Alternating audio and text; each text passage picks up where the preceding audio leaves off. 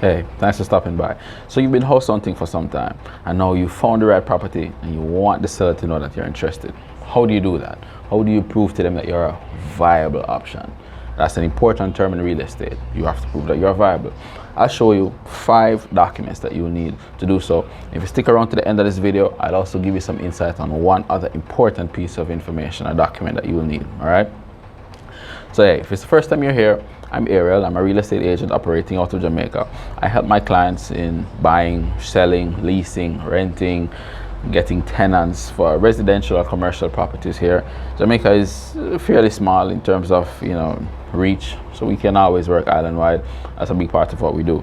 So if you're considering to buy or sell, or if you know someone who is considering to buy or sell property in Jamaica, please feel free to give me a call. You can get me at 876-553-4246. That's 876-553-4246, or send me an email, arielyourrealtor@gmail.com. all right?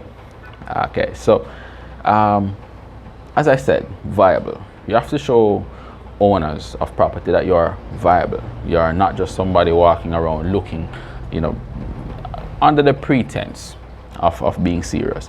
And that can happen very often in real estate or in transactions in general. Real estate transactions are a bit different, and people tend to focus on them much differently because of the value of these properties or the value of these transactions.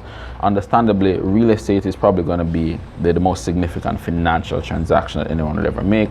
So again, you have to understand the importance of proving to the person that you're a viable option or a viable buyer in this circumstance. So we're going to run through those documents, all right? A quick jot of the easy one. So off the top of the game, you'll need a valid photo ID.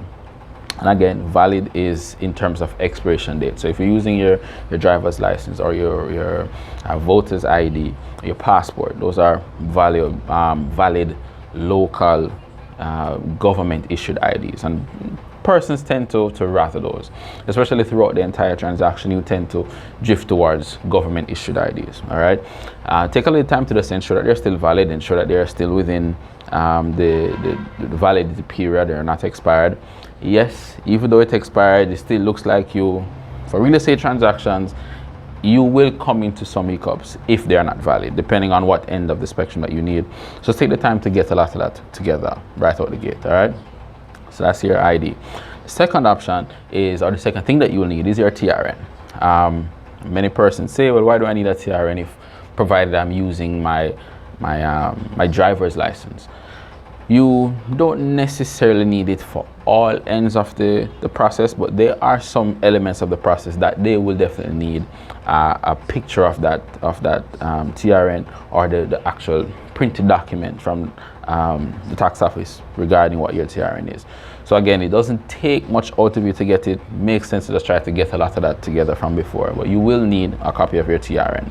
All right. Now you'll also need to proof of your current address. So your current address, you might be living with your parents, you might be living with a spouse, might be renting, and a lot of the time some of that information is not, or some of that the utility bills that come may not be in your name. You definitely need something to prove that address. It's more about just proving that it's a valid address that you've entered. So utility bills tend to do that. If it's not in your name, you can speak with the person you're making reference to if they will accept that. In very many cases, you will need something that is printed in your name, whether it's, as I said, a utility bill. So, your light bill, your water bill, your cable bill can be used, because that also goes to a physical address. You can use a bank statement. You can use a credit card bill. So find out what those are, but you definitely need to prove your current address.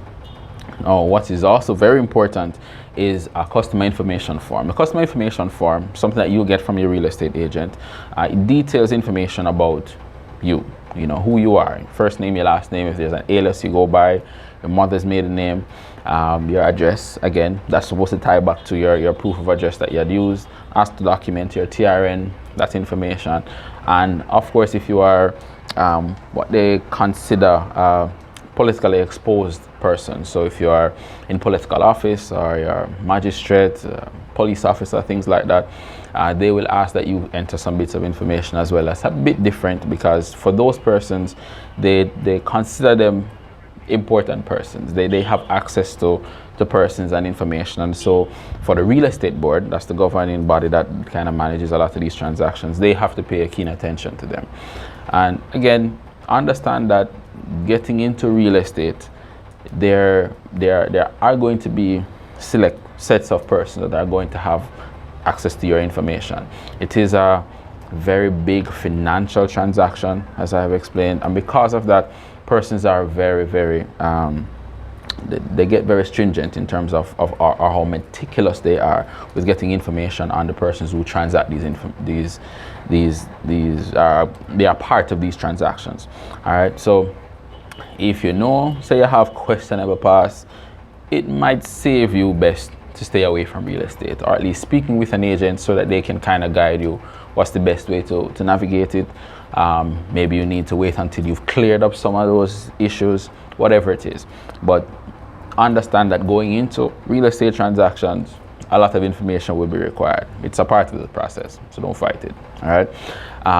Outside of that, the customer information form, what is also very important is your proof of funds.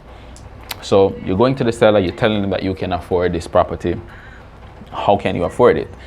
It's real estate is a bit more than having dialogue. You have to be able to prove that you can afford what you say you can afford. And how you do that, if it's a cash purchase, or you are one of the lucky few who have access to that kind of cash, then what you'll do is provide proof of access to that fund. So if it's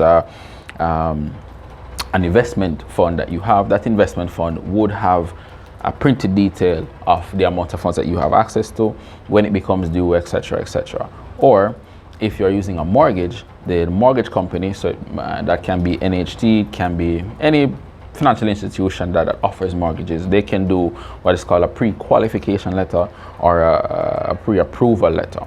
So those letters definitely outline who you are and how much you are qualified for, and a bit of information to you. It will also give you an outline of how much you are going to be paying monthly for that period of time.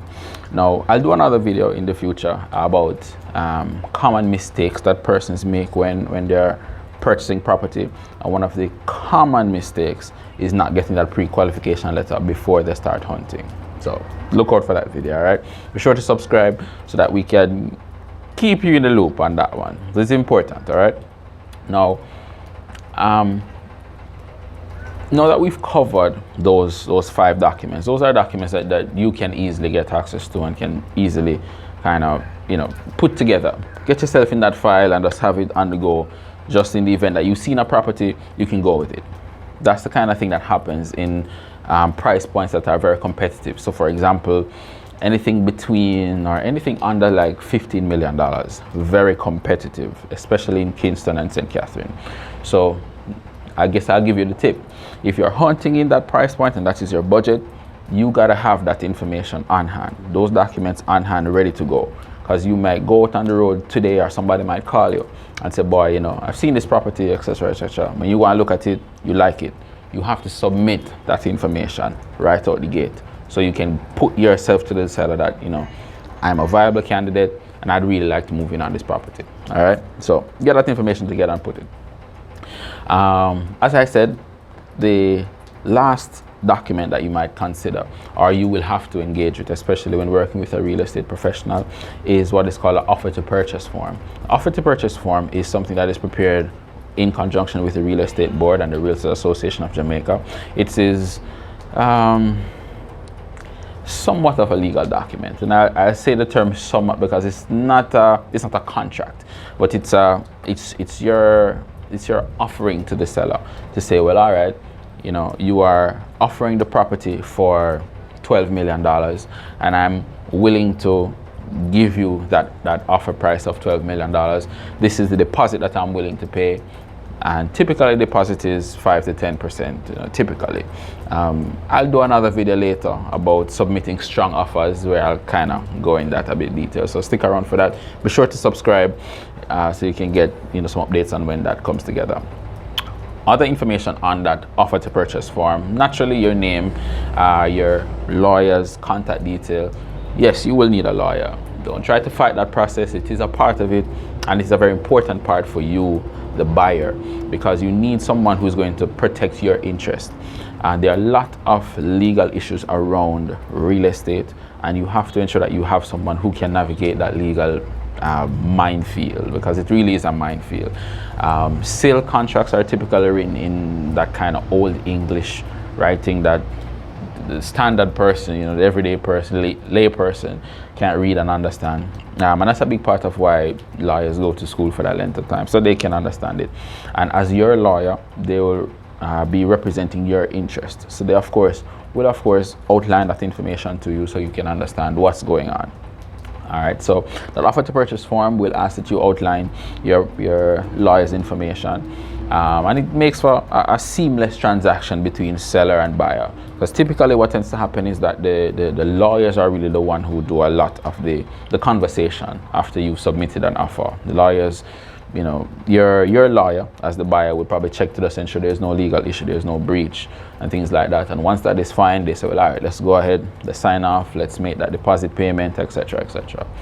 All right, so you definitely need to have the contact information for your lawyer: the name, company they work with, their email address, their physical address, and their contact numbers, you know, cell and landline. The more contact information you have is the better for you.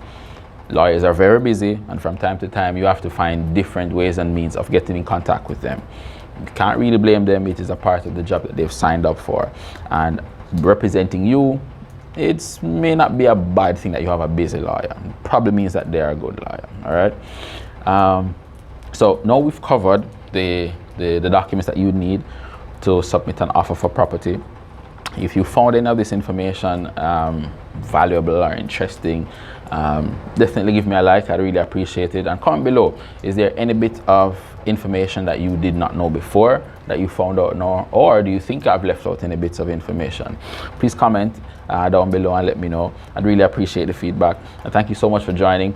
Stick around, as I said, subscribe to the channel. I'll be sharing a lot of information regarding Jamaican real estate, so subscribe and stick around. All right.